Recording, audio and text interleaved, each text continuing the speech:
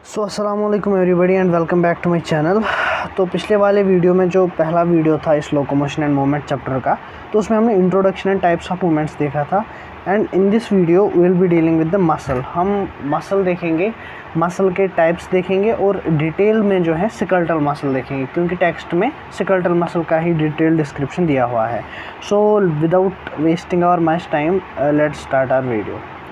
देखो, सबसे पहले आपको क्या याद रखना है, जो मसल होती है it is a specialised tissue of mesodermal origin. मैंने आपको इससे पहले भी एक वीडियो में बोला था कि जो भी हमारी बॉडी है, जितने भी टिश्यूज़, जितने भी स्ट्रक्चर्स हैं, they are actually derived from 3 germ layers, embryonic germ layers, ectoderm, mesoderm and endoderm. तो इन 3 में से जो बीच वाली मेसोडर्म होती हैं, इसी से मसल्स ओरिजिनेट होते हैं, ठीक है। And in our body, muscles comprise of 40 to 50% of the body weight. That is about 40 to 50% of the body weight of human adult is contributed by muscles. तो मतलब अगर एक बंदा है, उसका वेट है 100 kg, तो 100 kg में से 40 to 50 kg मसल्स की वजह से होगा, ठीक है। Now coming on to the property of muscles have special properties like CE cube. CE cube मैंने आपको क्यों बोला है, क्यों लिखा है यहाँ पे, it's a mnemonic form. C stands for contractility, E stands for excitability, another E stands for extensibility, and the last E stands for elasticity. So the special properties of muscles include contractility, excitability, extensibility and elasticity, ठीक है। Now जो हमने muscles अभी तक देखा, this muscles are classified into 3 main types and the basis of classification क्या होता है, it is the location, that muscles कहाँ पे लोकेट होती हैं, अपीयरेंस, दैट जब हम माइक्रोस्कोप के अंडर देखते हैं वो पर्टिकुलर मसल कैसे दिखती हैं, and the nature of regulation, that is are they voluntary और involuntary. On the basis of these 3 criteria muscles are classified and on the basis of the location, we have 3 different types of muscles. पहला कौन सा है, पहला है सिकल्टल muscle, दूसरा है visceral muscle and तीसरा है कार्डियक मसल। आपको ये जो बेसिस ऑफ क्लासिफिकेशन है, that is location, appearance and nature of regulation, वो आपको इसी में समझ आ जाएगा जब हम individually skeletal muscle, visceral muscle and cardiac muscle को पढ़ेंगे, ठीक है।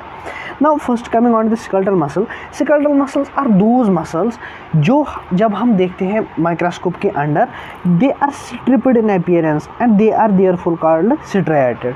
And the second point which is very peculiar to them is that they are voluntary मतलब they are under our control. Skeletal muscles में देखो कौन कौन से मसल्स आते हैं, वो मसल्स जिन पे हमको कंट्रोल है। For example muscles of the leg, हम अपनी खुद के कंट्रोल से लेग को मूव करा सकते हैं, that is we give direction to the leg muscles to move the leg, therefore they are skeletal muscles, they are under voluntary control, we have control over them, ठीक है। And one more feature that they appear striated, there are stripped appearance when they are seen under microscope, and the feature associated with them is they are associated with skeletal elements, that is bones, and involved in locomotory actions and changes in body posture. So this completes our skeletal muscle. Now coming on to the second type, that is smooth muscle or visceral muscle. When we see these muscles under microscope, तो striations दिखती ही नहीं है, that is there are no striations, there are no stripped appearances and they appear smooth, therefore they are called smooth muscles or non-striated muscles. तो smooth skeletal muscles में क्या हमने देखा था, they are stripped, while as visceral muscles, smooth muscles, they are smooth, there are no striations. The second point which is very peculiar to visceral muscle is that they are involuntary. देखो skeletal muscles मैंने आपको अभी बोला कि skeletal muscles are associated with the bones and we have control over them. Visceral muscles, viscera stands for the internal organs, तो ये वो muscles होंगी जो internal organs में होती हैं and obviously internal organs की muscles पे हमारा कोई voluntary control नहीं है। For example अभी हमारा stomach के जो muscles हैं, हम उनको ऐसे command नहीं दे सकते कि आप contract हो जाओ, मतलब by our own will, therefore they are involuntary and they are smooth in appearance. They are located in inner walls of hollow viscera like gastrointestinal tract, reproductive tract, etc. और इनका काम क्या होता है, they assist, for example movement of food through gastrointestinal tract and movement of gametes through reproductive tract. तो ये हो गया हमारा skeletal muscle and visceral muscle. Now the third and last muscle is the cardiac muscle. As the name suggests, cardiac stands for heart, so they will be the muscles which are present in heart. अब इन muscles के features क्या है, हमने अभी सिकल्टल देखा, सिकल्टल में हमने देखा एक तो स्ट्राइडेड होती हैं और वॉलंटरी होती हैं. उसके बाद जो विसरल मसल्स देखी वो हमने देखा एक तो स्मूथ होती है और दूसरा चीज़ उनमें क्या होता है, दे आर इनवॉलंटरी. जो कार्डियक मसल्स होती हैं अगर आप उनको माइक्रोस्कोप के अंडर देखोगे, there are striations present, that is they are striped but they are involuntary. मतलब हम हार्ट के मसल्स को भी वॉलंटरी कमांड नहीं दे सकते कि कंट्रैक्ट हो जाओ, therefore they are involuntary and striped. तो जो मेन आपको कैरेक्टर्स पता होने चाहिए द 3 टाइप्स ऑफ मसल्स में, that is skeletal muscles are striped and voluntary, while as smooth muscles are visceral muscles are smooth and involuntary, and the cardiac muscles are striated and involuntary. Now इसमें एक और point आपको याद रखना है कि जो कार्डियक मसल होती हैं, many muscle cells they assemble in branching pattern to form a cardiac muscle. तो cardiac muscle is made up of various cardiac myocytes, cardiac muscle cells. तो जो वो assemble होते हैं, they assemble in a branching pattern. तो branching pattern आपको याद रखना है, branching pattern of cells is present in cardiac muscles. Now this completes our classification of the muscles, and now we will be dealing with the skeletal muscle, individual skeletal muscle. तो ये बहुत important है और आपको समझना है. इसके बाद जब हम contractile protein and sliding filament theory करेंगे वो इसी के बेसिस पे आपको समझ आ जाएगी. देखो जो स्केलेटल मसल होती है इसमें आपको सबसे पहले ये डायग्राम पे ध्यान देना पड़ेगा. This is diagram 20.1 on the NCERT. इसमें एक मसल दिखाई गई है एज ए होल, ठीक है. इसमें आपको सबसे पहले क्या याद रखना है, जो ये हॉलो आपको दिख रहा है, this white circles, they are individual muscle sales,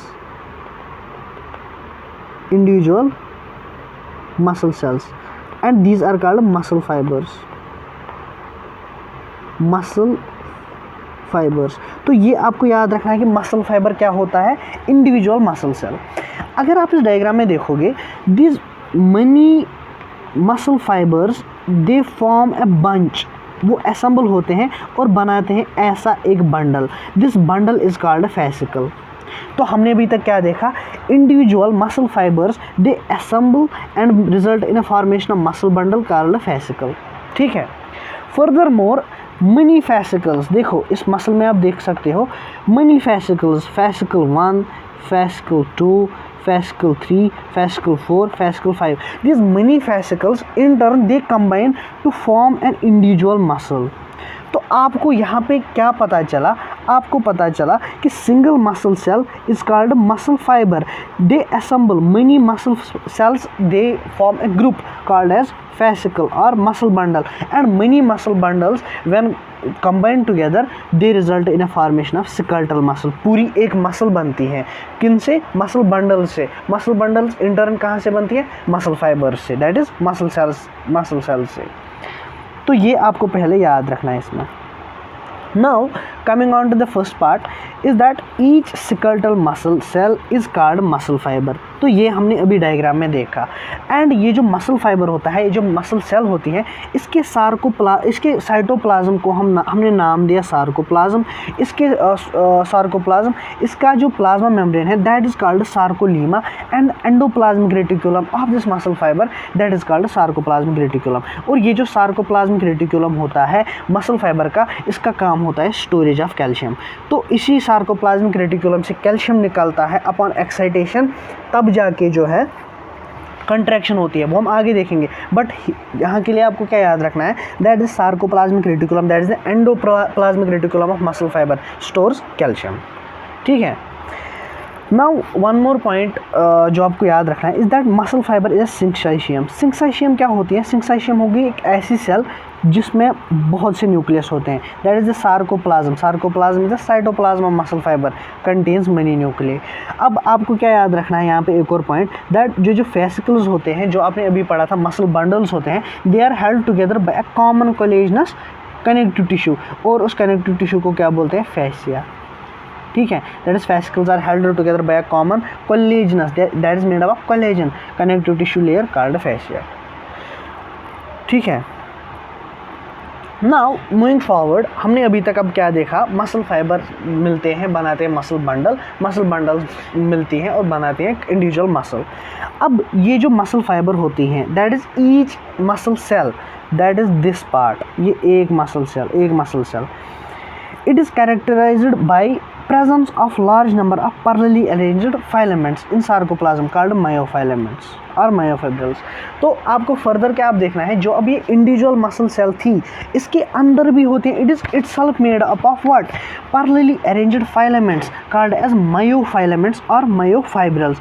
तो आप यहाँ पे ये लिख सकते हो that number of myofibrils, number of myofibrils, myofilaments, they assemble to form a muscle cell। अब देखो, ये आपको यहाँ पे भी याद रखना है। देखो, अगर आप अब इसको समझाने के लिए मैं यहाँ पे लेता हूँ, देखो ये अब है आपको एक muscle fibre, that is individual muscle cell, ठीक है। आपको याद रखना है कि इसके अंदर क्या होगा, इसके अंदर होगा ये देखो सार्कोप्लाज्म होगा, ठीक है, that is the cytoplasm of the muscle cell. इसके अंदर आपको देखना है there are further parallelly arranged filaments called myofilaments, ठीक है। ये मैंने सिस्टेमेटिक वे में दिखाया ताकि आपको समझ आ जाए। तो ये पूरी क्या है, ये पूरी है मसल फाइबर और इसके अंदर सार्कोप्लाज्म में जो सस्पेंडेड होते हैं दे आर मायोफाइलेमेंट्स और मायोफिब्रिल्स। यही आपको यहाँ पे लिखा गया है that it is characterised by the presence of parallelly arranged. इसमें भी मैंने आपको देखा that they are parallelly arranged. तो parallelly arranged filaments called myofilaments और मायोफिब्रिल्स। अब जो ईच इंडिविजुअल मायोफिब्रिल होता है it has alternate dark and light bands, ठीक है। ये देखो, ये यहाँ पे एनसीईआरटी पे एक और डायग्राम है जहाँ पे एक इंडिविजुअल मायोफिब्रिल और मायोफाइलेमेंट की एनाटॉमी दिखाई गई है। There is alternate, this is the light band and this is the dark band. तो अगर आप इसके लेंथ के थ्रू जाए, अगर आप देखो ये फॉर एग्जांपल एक मायोफिब्रिल है, अगर आप इसकी लेंथ के थ्रू जाए तो आप देखोगे देयर आर, ये अगर लाइट बैंड है इसके बाद है डार्क बैंड, फिर से लाइट बैंड, फिर से डार्क बैंड। तो यही यहाँ पे दिखाया गया है that each myofibril has alternate dark and light bands. अब ये आपने यहाँ पे देखा, ये लाइट बैंड है और ये डार्क बैंड है। अब ये जो लाइट बैंड होता है it is also called as isotropic band, while as the dark band is also called as anisotropic band. ये जो लाइट बैंड होता है it is made up of actin protein, while as the dark band is made up of myosin protein. ये जो actin proteins होते हैं they are thinner, therefore this filament, this band is called as thinner band। Similarly the myosin जो होता है, myosin होता है thicker than that of actin, therefore dark band is also called as thicker band. अब इस diagram में अगर आप देखोगे जो ये लाइट बैंड है, लाइट बैंड के बीच में there is a dark line, ठीक है। सिमिलरली जो डार्क बैंड है, डार्क बैंड के बीच में there is a little light portion, है ना। डायग्राम से आपको देख सकता है वो क्या होता है, at the centre of light band is elastic fibre called Z line. So ये जो आपने देखा ना लाइट बैंड के बीच में dark portion, this is the Z line which bisects the light band. Obviously ये इसको बाइसेक्ट करता है and the thin filaments that is the actin filaments they are firmly attached to it. Similarly at the centre of the A band is a thin fibrous membrane called M line which holds A band together. तो यहाँ पे आपको पहले से ही थोड़ा idea होगा कि actin जो फाइलामेंट्स होते हैं, जो आइसोट्रॉपिक बैंड होता है उसमें जो है उसमें ज़ड लाइन होती है, while as in dark band, in anisotropic band जिसमें मायोसिन होता है there is M line. But आपको यहाँ पे एक ज़बरदस्त पॉइंट क्या याद रखना है दैट ये जो ज़ड लाइन होती हैं it is made up of elastic fibres, while as जो एम लाइन होती हैं it is made up of thin fibrous membrane. तो यहाँ पे आपको एग्जामिनर आपको कंफ्यूज कर सकता है दैट अगर डार्क बैंड है इसमें मायोसिन प्रोटीन है, मायोसिन प्रोटीन क्या है थिक, बट जो एम लाइन इसमें होती है दैट इज़ थिन। तो आपको कंफ्यूज नहीं होना, आपको याद रखना है, नोट्स में भी दिया हुआ है, एनसीईआरटी पे भी दिया हुआ है, ठीक है। The portion of myofibril between two successive Z lines is called as functional unit of contraction and is called sarcomere. तो देखो सार्कोमियर को समझने के लिए here is another diagram of this myofibril. देखो ये मायोफाइब्रिल दिया गया है, इसमें ये पार्ट आई बैंड है और ये पार्ट ए बैंड है। A band consists of myosin protein. तो ये जो यहाँ पे ये मैं मार्क कर रहा हूँ, ये है मायोसिन, ये है मायोसिन, वाइल एज ये जो बबल्स की फॉर्म में है, this is the actin protein. तो अगर आप देखोगे इन रेस्टिंग स्टेट क्या होता है, जो आई बैंड में जो एक्टिन प्रोटीन्स होते हैं, they partially overlap the ends of myosin protein, ठीक है ना। तो ये आप यहाँ से देख सकते हो, ये एक्टिन प्रोटीन है, actin protein partially overlaps the ends of myosin protein and there is a central part in this myosin protein जहाँ पे ओवरलैपिंग नहीं होती। ये जो ये नॉन ओवरलैपिंग रीजन प्रेजेंट होता है इन resting state, it is called as zone, ठीक है। अब इससे पहले मैंने आपको क्या बोला था, जो पोर्शन होता है बिटवीन टू जेड लाइंस, देखो जो कंसेक्यूटिव जेड लाइंस होंगी, ये एक आई बैंड है और ये दूसरा आई बैंड है। यहाँ पे इस आई बैंड की जेड लाइन और इस आई बैंड की जेड लाइन, जो इसके बीच में ये पोर्शन है, this is called sarcomere and it is the functional unit of contraction, ठीक है। इसके बाद जो लास्ट वाला पॉइंट है वो मैंने आपको इससे पहले समझाया, that in resting state edges of thin filaments on either side of the thick filament partially overlaps free ends of thick filaments leaving central part of thick filaments not overlapped by the thin filaments called as S. ये जो theory है ये आपको ऐसा tongue twister लगेगा, लेकिन आपको इसमें से मतलब ये ना याद रखना है कि ये कहना क्या चाहता है। एक्चुअली ये कहना यही चाहता है कि ये जो रेस्टिंग स्टेट में क्या होता है, रेस्टिंग स्टेट में जो एक्टिन फिलामेंट्स होते हैं वो पार्शियली ओवरलैप करते हैं एंड्स ऑफ मायोसिन फिलामेंट्स को।